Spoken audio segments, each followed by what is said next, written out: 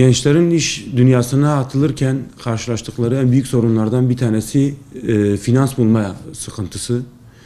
Bir diğeri de deneyim eksikliği diyebiliriz. Tecrübe, deneyim eksikliği, güven, itibar,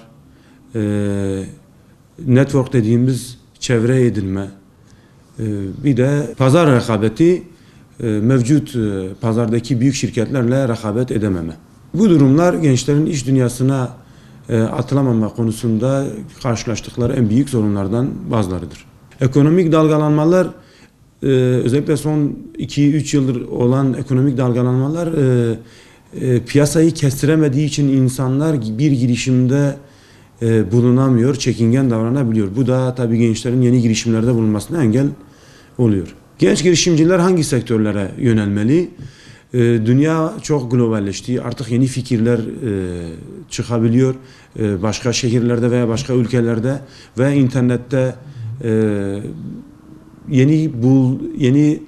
yeni iş fikirleri bulabiliyorsun. Hiç Batman'da, memleketimizde denenmemiş fikirler alınıp aslında Batman'da uygulanıp başarılı işler çıkarılabilir. Üretim ve girişimcilik konusunda gençlere sabırlı ve istikrarlı olmalarını tavsiye ediyorum. Kendilerine yatırım yapsınlar, kendilerini geliştirsinler. Girişimci olmak isteyen gençlere son olarak şu tavsiyede bulunmak istiyorum. Kesinlikle tecrübelenmek için piyasada bir yerde çalışın. Yani kimisinin piyasada belki 20'li yaşlarda çalışma fırsatı olabiliyor. Kimisi belki 28 yaşlarda, 30 yaşlarda.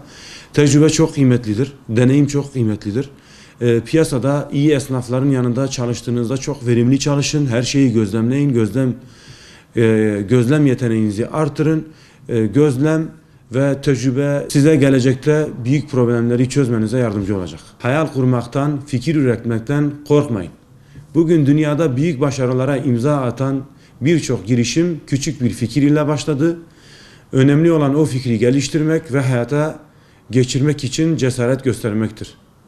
Sadece para kazanmayı hedefleyin değil, aynı zamanda topluma fayda sağlayan işler yapmaya çalışın.